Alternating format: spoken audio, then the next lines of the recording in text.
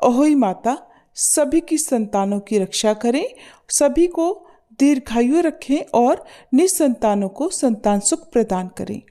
आज इस शुभ अवसर पर सुनिए अहोई माता की कथा और आरती।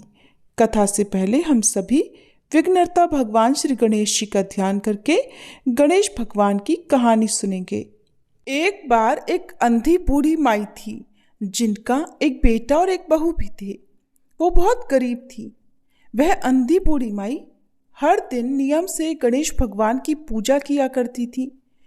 गणेश भगवान एक दिन बूढ़ी माई की पूजा से प्रसन्न होकर उनके सामने साक्षात सन्मुख आकर बैठ गए और बोले, बूढ़ी माई, तू प्रतिदिन निस्वार्थ भाव से मेरा पूजन करती है, मैं तुझ पर प्रसन्न हूँ, जो चाहे सो मांग ले। तब बूढ़ी माई बोली, हे विघ्नहर्ता भगवान गणेश, मुझे मांगना तो आता नहीं, सो मैं क्या मांगूं? तब गणेश भगवान कहने लगे, ठीक है माई, मैं कल आऊँगा, तब तक तू अपने बहू बेटे से पूछकर कुछ मांग लेना। ऐसा कहकर गणेश जी अंतर्ध्यान हो गए। तब बूढ़ी माई ने अपने बहू बेटे से पूछा तो बेटा बोला, माँ धन मांग लेना। बहू बोली, माँ जी पोता मांग लो। तब बूढ़ी माई ने सोचा कि बेटे बहू तो अपने अपने मतलब की बातें कर रहे हैं, इसलिए उस बूढ़ी माई ने अपनी पड़ोसन से जाकर पूछा। पड़ोसन कहने लगी, बूढ़ी माई, तुम्हारी तो बस थोड़ी सी ही जिंदगी बची है, तू क्यों मांगे धन और क्यों मांगे पोता? तू तो केवल अपनी आंखों की रोशनी मांग, जिससे तेरा आगे का सारा जीवन सुख से बीत जाए। तब उन बूढ़ी माई ने बेटे बहू और पड़ोसन की बात सुनकर घर में जाकर सोचा कि ऐसा क्या मांगूं जिससे बेटा बहू भी खुश हो जाए और मेरा भी भला हो जाए। मैं तो वही मांगूंगी। अब जब दूसरे दिन गणेश भगवान बूढ़ी माई के सन्मुख आए तो बोले, बूढ़ी माई मांग ले। गणेश भगवान के वचन सुनकर बूढ़ी माई हाथ जोड़कर बोली, हे विघ्नहर्ता, अन्न देवो, धन देवो, निरोगी काया देवो, अमर सुहाग देवो, दीदा गोढ़ा देवो, सोने के कटोरे में पोते को दूध पीता देखूं, अमर सुहाग देवो और समस्त परिवार को सुख देवो, आपके श्री चरणों में मुझे स्थान भी देवो। बूढ़ी माई की बात सुनकर गणेश भगवान बोले, बूढ़ी माई, तूने तो मुझे ठग लिया और कहती है कि मुझे मांगना नहीं आता। जो कुछ भी तूने मांग लिया अब वो सब कुछ तुझे मिल जाएगा। ऐसा कहकर गणेश भगवान वहीं अंतर्ध्यान हो गए। हे विघ्नहर्ता गणेश भगवान, जैसे आपने बूढ़ी माई को दिया वैसा ही इस कहानी को कहते सुनते और हुंकारा भरते सबको देना, वैसा ही सबको देना और सभी पर अपनी कृपा बनाए रखना। सभी प्रेम से बोलिए, गणेश भगवान जी की जय। पौराणिक कथा के अनुसार एक बार एक साहूकार था, जिसके 7 बेटे और 7 बहुएं थी, साथ ही एक बेटी भी थी। दिवाली से पहले घर को लीपने के लिए इकलौती ननद अपनी भाभीयों के साथ जंगल में मिट्टी खोदने गई। जब वह मिट्टी खोद रही थी कि वहीं पर स्याहू की यानी कि सेई की मांद थी। मिट्टी खोदते समय ननद के हाथ से खुरपी लगकर सेई का एक बच्चा मर गया, जिसे देखकर स्याऊ बहुत क्रोधित हो गई। दुखी होकर स्याऊ माता बोली कि मैं अब तेरी कोख बांधूंगी। तब ननद अपनी 7 भाभियों से कहने लगी कि तुम में से कोई मेरे बदले कोख बंधवा लो, लेकिन सबने इनकार कर दिया। परंतु छोटी भाभी सोचने लगी कि अगर मैं अपनी कोख नहीं बंधवाऊंगी तो सासू नाराज होंगी। ऐसा विचार कर ननद के बदले में छोटी भाभी ने अपनी कोख बंधवा ली। इसके बाद जब भी उसका लड़का होता तो 7 दिन बाद वह मर जाता। एक दिन उसने पंडित जी को बुलवाकर पूछा कि पंडित जी, मेरी संतान 7वें दिन ही क्यों मर जाती है? तब पंडित जी ने कहा कि तुम सुरही गाय की पूजा करो, सुरही गाय की सेवा करो, क्योंकि सुरही गाय स्याऊ माता की सहेली है। जब वह तेरी कोख खोल देगी तभी तेरा बच्चा जिएगा। इसके बाद से छोटी बहू सुबह जल्दी उठकर चुपचाप सुरही गाय के नीचे साफ सफाई करके आ जाया करती। गौ माता एक दिन बोली कि आजकल कौन मेरी सेवा कर रहा है, सो आज देखूंगी। एक दिन गौ माता खूब जल्दी उठ गई। क्या देखती है कि एक औरत आकर उसके नीचे गोबर आदि साफ करके चली जाती है। गौ माता उससे बोली, मैं तेरी सेवा से प्रसन्न हूँ, जो चाहे वो वर मांग ले। तब साहूकार की बहू बोली कि स्याऊ माता आपकी सहेली है और उसने मेरी कोख बांध रखी है, सो हे गौ माता मेरी कोख खुलवा दो। गौ माता कहने लगी, बहुत अच्छा। अब तो गौ माता समुद्र पार कर अपनी सहेली के पास उसको लेकर चल पड़ी। रास्ते में कड़ी धूप थी, सो वे दोनों एक पेड़ के नीचे, जहां पर गरुड़ पंखनी का बच्चा था, वहां बैठ गई। तभी थोड़ी देर में एक सांप आया, जो कि गरुड़ पंखनी के बच्चे को डसने जा रहा था। साहूकार की बहू ने ये देखा तो सांप को मारकर ढाल के नीचे दबा दिया और बच्चों को बचा लिया। थोड़ी देर बाद गरुड़ पंखनी आई और वहां पर खून पड़ा हुआ देखा तो साहूकार की बहू को चोंच मारने लगी। उसने सोचा कि हो ना हो इसी बहू ने मेरे बच्चों को मार डाला है। तब साहूकारनी बोली कि मैंने तेरे बच्चों को नहीं मारा, बल्कि सांप तेरे बच्चों को डसने आया था। मैंने तो उस सांप से तेरे बच्चों को बचाया है। ये सुनकर गरुड़ पंखनी खुश होकर बोली कि मांग, तू क्या मांगती है? साहूकार की बहू बोली, हे गरुड़ पंखनी, मुझे 7 समुंदर पार स्याऊ माता के पास पहुंचा दो। गरुड़ पंखनी ने दोनों को अपनी पीठ पर बिठाकर स्याऊ माता के पास पहुंचा दिया। स्याऊ माता उन्हें देखकर बोली कि बहन, बहुत दिनों के बाद आई। फिर कहने लगी, बहन मेरे सिर में जूं पड़ गई, जरा मेरे सिर से जुएं तो बीन दो। तब सुरही गाय के कहने पर साहूकार की बहू ने सलाई से उनकी सारी जुएं निकाल दी। इस पर स्याऊ माता प्रसन्न होकर बोली कि तूने मेरे सिर में बहुत सलाई डाली है, इसलिए 7 बेटे और बहुएं तुझे मिलेंगी। वह बोली, हे स्याऊ माता, मेरे तो एक भी बेटा नहीं है, 7 बेटे कहाँ से होंगे?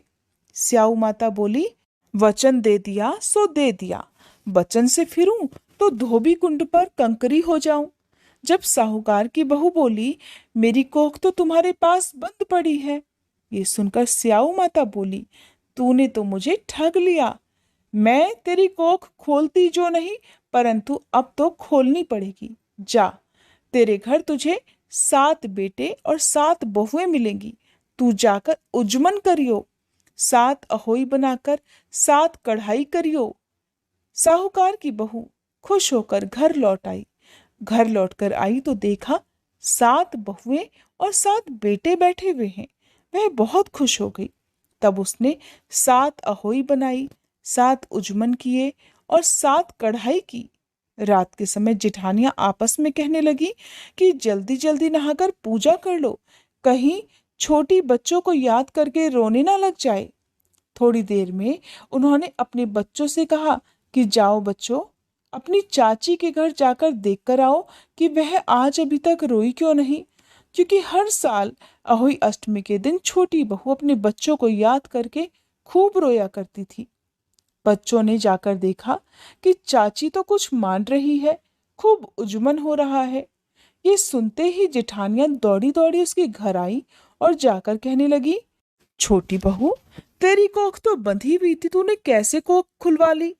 तो वह बोली, तुमने तो कोख बंधाई नहीं, सो मैंने ही कोख खोल दी है। स्याऊ माता ने कृपा करके मेरी कोख खोल दी। हे स्याऊ माता, जिस प्रकार आपने मेरी कोख खोली, उसी प्रकार संतान सुख की इच्छा रखने वाली सभी महिलाओं की कोख भी खोल देना। संतान सुख की कामना रखने वाली हर महिला को संतान सुख देना और जिनकी संतानें हैं उनकी सभी संतानों की रक्षा करना। अब सुनिए अहोई अष्टमी व्रत की दूसरी कथा। अहोई अष्टमी के दिन राधा कुंड में स्नान करने से संतान को दीर्घायु मिलती है। वहीं निसंतान महिलाएं यदि राधा कुंड में स्नान करके अहोई अष्टमी का व्रत करके कथा का श्रवण करती हैं तो उनकी झोली में भी संतान सुख प्राप्त होता है। कथा के अनुसार बहुत समय पहले झांसी के निकट एक नगर में चंद्रभान नामक साहूकार रहता था। उसकी पत्नी चंद्रिका सर्वगुण संपन्न, सुंदर, सती साध्वी और चरित्रवान तथा बुद्धिमान महिला थी। उसके कई पुत्र पुत्रियां थीं, परंतु वे सभी बचपन में ही परलोक सिधार चुके थे। दोनों पति पत्नी संतान न रह जाने से बड़े दुखी और व्याकुल रहते थे। वे दोनों प्रतिदिन मन में सोचा करते कि हमारे मर जाने के बाद हमारी इस अपार धन संपदा को कौन संभालेगा, कौन देखभाल करेगा। फिर एक बार उन दोनों पति पत्नी ने निश्चय किया कि वनवास लेकर शेष जीवन प्रभु की भक्ति में बिताएं, और इस तरह से वे दोनों अपना घर बार छोड़कर वन की ओर चल पड़े। बहुत देर तक चलने के बाद जब वे रास्ते में थक जाते तो रुककर किसी पेड़ के नीचे लेटकर विश्राम कर लेते और थोड़ी देर के बाद फिर चल पड़ते। इसी प्रकार चलते चलते धीरे धीरे वे बद्रिकाश्रम के निकट शीतल कुंड जा पहुंचे। वहां पहुंचकर दोनों ने निराहार रहकर प्राण त्यागने का निश्चय कर लिया। इस प्रकार निराहार और निर्जल रहते हुए उन्हें 7 दिन हो गए। तब आकाशवाणी हुई कि तुम दोनों पति पत्नी अपने प्राण मत त्यागो। ये सारा दुख तुम्हें तुम्हारे पूर्व जन्म के पापों के कारण भोगना पड़ा है। यदि तुम्हारी पत्नी कार्तिक मास के कृष्ण पक्ष में आने वाली अहोई अष्टमी को अहोई माता का व्रत और सच्चे मन से पूजन करे तो अहोई माता प्रसन्न होकर तुम्हें साक्षात दर्शन देंगी और तुम उनसे दीर्घायु पुत्रों का वरदान मांग लेना।